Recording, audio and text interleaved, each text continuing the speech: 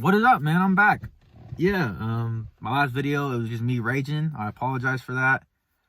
If you're sensitive to curse words and screaming, I didn't think I screamed that loud, but I was definitely cursing. I apologize for that. I know I have some family members that watch this, but that's just who I am. I'm sorry.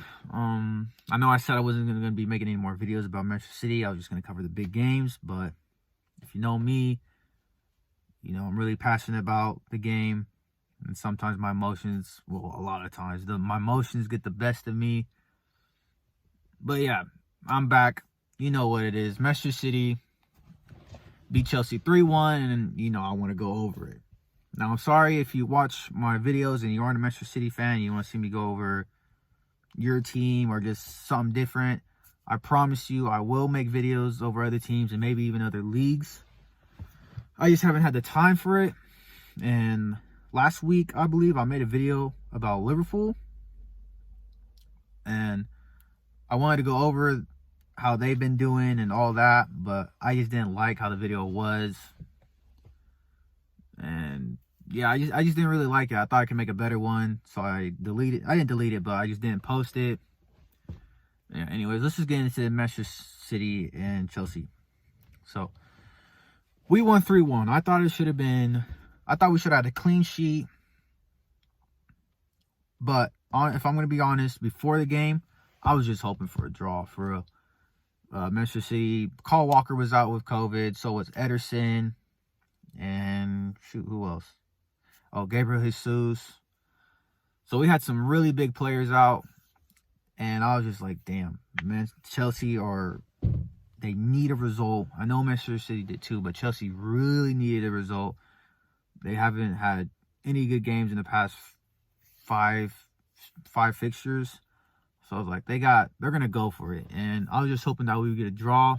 But from the beginning, it looked like it might have been that type of game. Chelsea looked decent the first 10 minutes, but around that 15-minute mark, we started to put some passes together, and we were really dominant from there on out. We scored.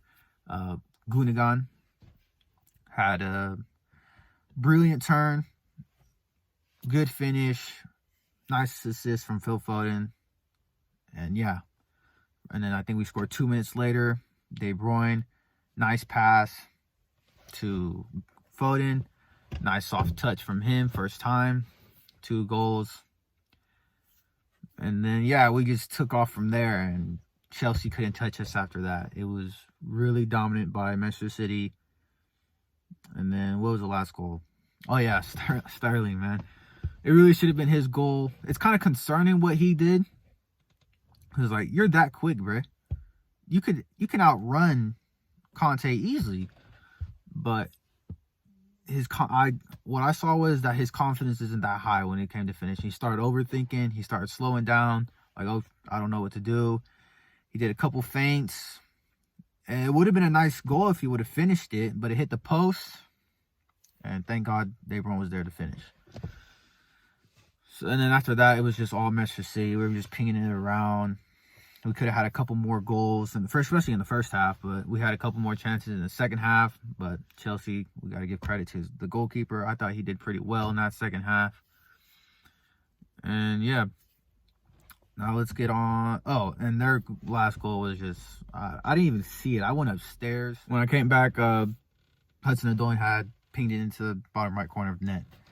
That was probably just from my stepping off the gas. But anyways, let's get on to players and man of the match. So for me, it's either between Gundogan, Foden, and De Bruyne, and it's really hard to choose. Now I think actually De Bruyne won it, but for me, I think it's either between Gundogan and Foden. And it's really hard to choose, but I'm gonna give it to Gundogan. The reason being is because he got the first goal. It was a brilliant goal, really nice turn. I know it was an assist from Foden, but it was just a really nice turn. And that's not an easy shot. It was just a really nice bottom corner shot. Goalkeeper couldn't do anything about it. And yeah, other than that, I never seen him make a mistake after that.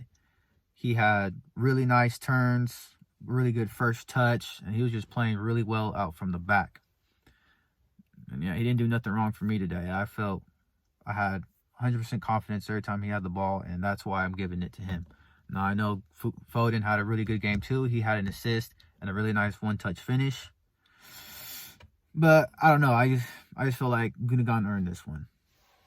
Now, other than them, now it's not just them three who had a really good performances. The whole team had a good performance. The only player that was pretty shaky to me and was irritating me was Rodri, because I don't know. Every time he has the ball, I get a weird feeling in my stomach, and it just scares me. And he put us in some really difficult situations to get out of at the beginning of that. Well, just throughout the whole. Other than that, our defense played really well too, as they have been.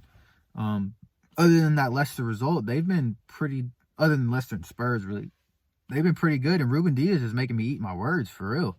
I don't know if you remember my second video, but my second video, I made this whole thing about our transfer window and how I was super pissed off that we got Ruben Dias for like 60-something mil. I think it was 68. I don't remember, but he's really stepped up to the plate, and he's been our best defender so far. Laporte's been getting benched sometimes. I know he was hurt today, but Stones is starting to take his position for now, and I'm a big Laporte fan, but I've liked what I've seen between Stones and Ruben Dias, and if that's how it has to be, then what it has to be. I'd love for Laporte to make his way back into the team, but they've been really well. Shoot, it's starting to get dark in here. Let's see how this looks. My car has to be on. Oh, man. Anyways, all right, whatever. But yeah, what was I on about? Ruben Dias. Ruben Dias did really well. Stones did really well. Zinchenko even had a decent game. I'm not a big fan of Zinchenko. I know he's young, but I feel like he's had a lot of opportunities and hasn't stepped up. But he did well. Cancelo did his thing as usual. Yeah, it was just a really good game from us overall. Not player, but Pep is also making me eat my words too. And almost all my videos, let me choose a different word, not bitch. I've just been complaining about how he just never changes up his style. He just plays the same way, and that's how he's always been. He's just always been stubborn. But he's actually starting to switch up. I don't remember what game it was, but he played 3 in the back, and he adapted to the game, and it worked out really well for us. And he's been doing that. He's starting to change.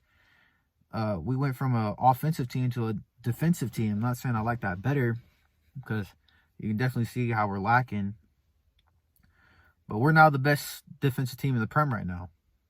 And that's a good stat to have, especially if we can figure out if our offense can just get back to what they were doing already. We know they got the killer touch and the killer shot. So once we get that back, we can really compete for this Prem. I'm just getting really excited. I'm not saying we're going to win. I still think Liverpool are favorites right now, just because, I don't know, they always figure out a way, don't they? But we can really compete. And I'm sorry, Man United fans. I know, Emil, you're not going to like this, but I don't see y'all really competing for the title. I can maybe see y'all being like that third place team who's just behind us, keeping us on our toes, but I don't think y'all really have that big of a chance to win.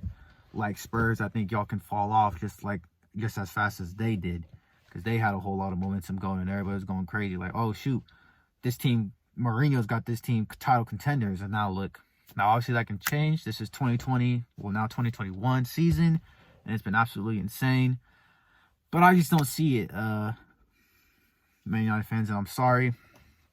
Y'all have been playing really good though, and I am kind of worried to play y'all Wednesday. I know it's just a tournament, so some of y'all may not even care, but to me, it's still Manchester Derby, and I want to win. Unlike the last derby, I don't think it's going to be 0-0. I know it said it was going to be a high-scoring game last time, but I really think this one's going to be a high-scoring game because we're in form and Manchester United are really in form. So it's going to be nice to watch. It's going to be nervy. I think I will go over that. But other than that, I don't know where the fixtures are next week. I forgot who we play. But I want to go over the best game of that week. So whatever game seems most important, I want to go over that. If it's interesting enough, if it goes out well. Like I said, I do want to go over teams, and I'm sorry that I haven't. Man, it's getting really dark in here. Ah, shit, man. I don't even know what to do. Should I open this door up? No, the light ain't even coming. My bad. Anyways. Oh, there you go. That light came on. But yeah. Let me know what y'all think. Please like, subscribe if you like the content and you like what I'm saying. And please leave a comment too. Even if you want to call me stupid, like I said in my other videos, I don't care. I just want some engagement. Yeah, till then, see y'all next week.